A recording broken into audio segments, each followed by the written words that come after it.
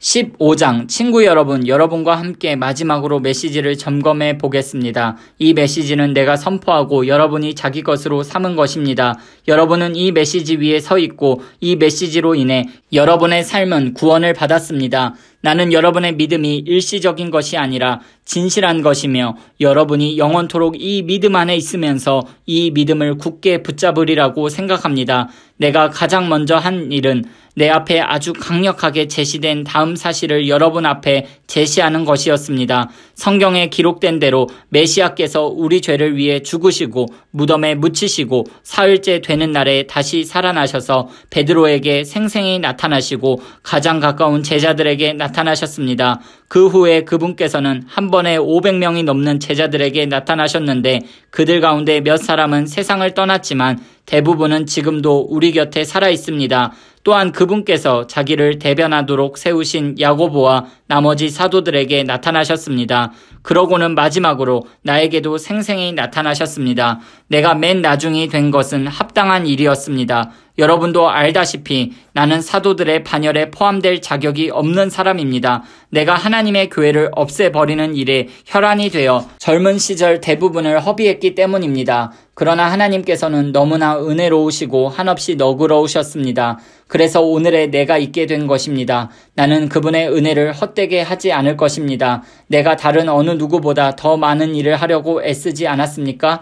그렇다고 해도 내가 한 일은 그리 대단한 것이 아니었습니다. 하나님께서 내게 할 일을 주시고 감당할 힘도 주셨기에 내가 할 수 있었던 것입니다. 그러므로 여러분이 내게서 메시지를 들었든 다른 사람들에게서 들었든 간에 그것은 같은 메시지입니다. 나나 그들이나 하나님의 진리를 전했고 여러분은 여러분의 삶을 맡겼습니다. 이제 나는 여러분에게 의미심장하면서도 어려운 질문을 던지려고 합니다. 여러분은 우리가 선포한 사실, 그리스도께서 죽은 자들 가운데서 다시 살아나셨다는 사실을 믿어서 신자가 된 것인데 사람들이 부활 같은 것은 없다고 말하도록 내버려 두다니 어찌 된 일입니까?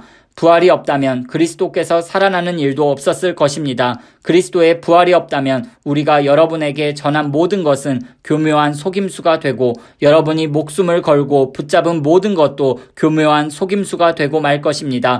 뿐만 아니라 부활이 없다면 우리는 하나님에 대해 뻔뻔한 거짓말을 늘어놓는 죄를 범한 셈이 되고 하나님께서 그리스도를 다시 살리셨다고 증언한 우리의 진술도 순전히 거짓말이 되고 말 것입니다. 죽은 자들이 다시 살아나는 일이 없다면 그리스도께서 다시 살아나는 일도 없었을 것입니다. 그분은 실제로 죽으셨기 때문입니다. 그리고 그리스도께서 다시 살아나지 않으셨다면 여러분은 지금도 예전처럼 어둠 속에서 길을 잃고 헤매고 있을 것입니다. 그것은 그리스도와 부활을 신뢰하며 죽은 이들에게 훨씬 불행한 일이 되었을 것입니다. 그들은 이미 무덤 속에 누워 있으니 말입니다. 우리가 그리스도에게서 얻는 것이 이 땅에서 잠시 사는 동안 누리는 작은 감동이 전부라면 우리야말로 정말 가엾은 사람들일 것입니다. 그러나 진실은 이렇습니다. 그리스도께서 다시 살아나셔서 장차 무덤을 떠날 수많은 사람들의 첫 유산이 되신 것입니다. 이것과 관련해 적절한 예를 들어보겠습니다. 처음에 죽음이 한 사람을 통해서 왔고 부활도 한 사람을 통해서 왔습니다. 아담 안에서 모든 사람이 죽은 것과 같이 그리스도 안에서 모든 사람이 살아납니다. 그러나 우리는 순서를 기다려야 합니다. 그리스도가 먼저이고 그 다음은 그리스도께서 다시 오시는 때에 그분과 함께하는 사람들입니다. 그리스도께서 다시 오시는 때는 장중한 완성의 때일 텐데 그때가 되면 그리스도께서 반대 세력을 부서뜨리고 그의 나라를 하나님 아버지께 넘겨드릴 것입니다. 그분께서는 마지막 원수가 쓰러질 때까지 멈추지 않으실 것입니다. 그 마지막 원수는 다름 아닌 죽음입니다. 시편 기자는 하나님께서 그들 모두를 낮추시고 하나님께서 그들 모두를 짓밟으셨다고 말했습니다. 하나님께서 그들 모두를 짓밟으셨다고 말할 때 모든 것을 짓밟으신 분께서 동시에 짓밟힐 수 없다는 것은 자명한 이치입니다. 하나님께서 마침내 만물과 모든 이들을 다스리실 때 그 아들도 모든 이들의 자리로 내려가 그들과 함께 서서 하나님의 통치가 미치지 않는 곳이 없음을 증명해 보이실 것입니다. 완벽한 결말이 아닐 수 없습니다. 사람들이 죽은 자들을 위해 세례를 받는 이유가 무엇이라고 생각합니까? 죽은 자들의 부활이 없고 하나님의 능력이 무덤 입구에서 그치고 만다면 그분께서 무덤을 깨끗이 정리하시고 모든 이들을 끌어올려 일어서게 하실 것을 암시하는 행위를 우리가 무엇 때문에 계속한다는 말입니까? 내가 이토록 위험한 일에 목숨을 거는 이유가 무엇이겠습니까? 나는 살면서 하루도 빠짐없이 죽음과 직면합니다. 여러분은 내가 부활하신 메시아 예수께서 보증해 주신 여러분의 부활과 나의 부활에 대한 확신도 없이 이 일을 하고 있다고 생각합니까? 여러분은 내가 에베소에서 나의 최후가 되지 않기를 바라면서 사나운 짐승들과 싸울 때 그것이 단지 영웅처럼 행동하려고 한 것에 불과하다고 생각합니까? 결코 그렇지 않습니다. 내가 행하고 말하는 것, 내가 사는 방식을 뒷받침하는 것은 부활, 언제나 부활입니다. 부활이 없다면 우리는 내일이면 죽을 테니 먹고 마시자고 할 것입니다. 그리고 그것이 전부일 것입니다. 그러나 속지 마십시오. 부활을 반대하는 잡담에 물들지 마십시오. 나쁜 친구가 좋은 행실을 망칩니다. 똑바로 생각하십시오. 깨어나 거룩한 삶을 사십시오. 더 이상 부활의 사실에 대해 오락가락하지 마십시오. 지금 같은 시대에 하나님을 알지 못하는 것은 여러분이 부릴 사치가 아닙니다. 이러한 일을 오래도록 방치하다니 여러분은 창피하지도 않습니까? 어떤 회의론자는 꼭 이런 질문을 던집니다. 부활이 어떻게 일어나는지 보여주시오. 도표로 보여주고 그림으로 보여주시오. 도대체 부활한 몸은 어떻게 생겼습니까? 자세히 살펴보면 이 질문이 얼마나 어리석은 것인지 알 수 있습니다. 이러한 일은 도표로 나타낼 수 없습니다. 우리는 이와 유사한 경험을 정원 1에서 찾아볼 수 있습니다. 죽은 것 같은 씨를 심었는데 이내 식물이 무성하게 자랍니다. 눈으로 볼 때 씨앗과 식물은 비슷한 점이 없습니다. 여러분은 토마토 씨를 보고 토마토가 어떻게 생겼을지 헤아릴 수 없습니다. 우리가 흙 속에 심은 것과 거기서 움튼 것은 똑같아 보이지 않습니다. 우리가 땅에 묻는 죽은 몸과 그 몸에서 비롯되는 부활한 몸도 전혀 다른 모습일 것입니다.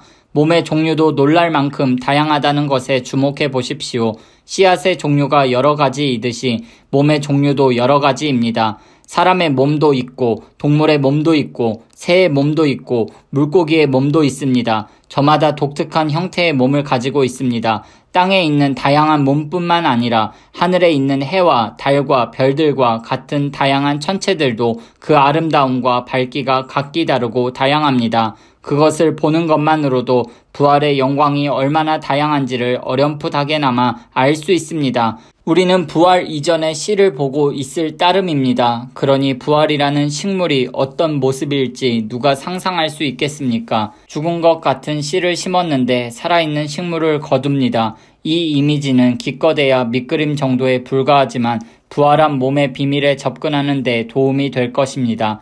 다만 다시 살아나면 영원히 살아나 영원히 살게 된다는 것을 마음에 새겨야 합니다. 죽어서 묻힌 몸은 아름답지 않지만 다시 살아난 몸은 영광스럽습니다. 약한 것을 심었는데 강한 것이 싹틉니다. 뿌린 씨는 자연의 것인데 거기서 자란 것은 자연 너머의 것입니다. 씨도 같은 씨이고 몸도 같은 몸이지만 그것이 육체로 죽어 묻힐 때와 영원한 영의 생명으로 다시 살아날 때 그 차이는 실로 엄청납니다. 성경에서 이 순서를 따라가 보겠습니다. 첫 번째 아담은 생명을 얻었고 마지막 아담은 생명을 주는 영이 되었습니다. 육체의 생명이 먼저 오고 영적인 생명은 그 다음에 옵니다. 기초는 흙으로부터 단단히 빚어졌지만 최종 완성은 하늘로부터 옵니다. 첫 번째 사람이 흙에서 난 이래로 사람들은 땅에 속한 사람이 되었습니다. 두 번째 사람은 하늘에서 났고 사람들은 이제 하늘에 속한 사람이 될 수 있습니다. 이제껏 우리는 땅에 뿌리를 두고 살아왔지만 이제는 하늘에 속하는 것을 목표로 삼아야 합니다. 친구 여러분, 내가 강조하고 싶은 것은 이것입니다. 땅에 속한 우리의 삶은 그 본성상 우리를 하나님 나라로 인도해 주지 못합니다. 그 삶의 자연스러운 본성은 죽음입니다. 그러니 그 삶이 어떻게 마지막에 가서 자연스럽게 생명의 나라에 들어갈 수 있겠습니까? 그러나 나는 여러분에게 나도 다 이해하지 못하는 놀라운 비밀을 알려드리겠습니다. 우리는 모두 죽지 않고 변화될 것입니다. 여러분이 모든 소리를 잠재울 나팔 소리를 듣고 위를 쳐다보며 눈을 깜빡거리는 순간 그 일은 끝날 것입니다. 나팔 신호가 하늘로부터 울리면 죽은 자들이 무덤을 박차고 일어나서 죽음의 힘이 미치지 못하는 곳, 다시는 죽을 일이 없는 곳에 이르게 될 것입니다. 그와 동시에 우리도 그들과 똑같은 방식으로 모두 변화될 것입니다. 부활 계획표에는 다음과 같은 일이 일어나도록 되어 있습니다. 모든 썩을 것이 썩지 않을 것으로 바뀌고 죽을 수밖에 없는 것이 죽지 않을 것으로 바뀔 것입니다. 그때가 되면 다음의 말씀이 이루어질 것입니다. 생명이 죽음을 삼키고 승리를 거두었다. 오 죽음아, 누가 최종 결정권을 쥐었느냐? 오 죽음아, 이제 누가 너를 두려워하겠느냐? 죄가 죽음을 두려운 존재로 만들었고 율법의 죄책이 죄에게 권세와 파괴력을 주었습니다. 그러나 생명이신 분의 단 한 번의 승리로 그 세 가지 죄와 죄책과 죽음 모두가 사라지게 되었습니다. 이 모두가 우리 주 예수 그리스도의 선물입니다. 그러니 하나님께 감사드리십시오. 사랑하는 친구 여러분, 우리를 위해 이루어진 이 모든 일을 기억하고 굳게 서서 흔들리지 마십시오. 주저하지 마십시오. 여러분이 주님을 위해 하는 일이 시간 낭비나 헛수고가 아님을 확신하여 주님의 일에 매진하십시오.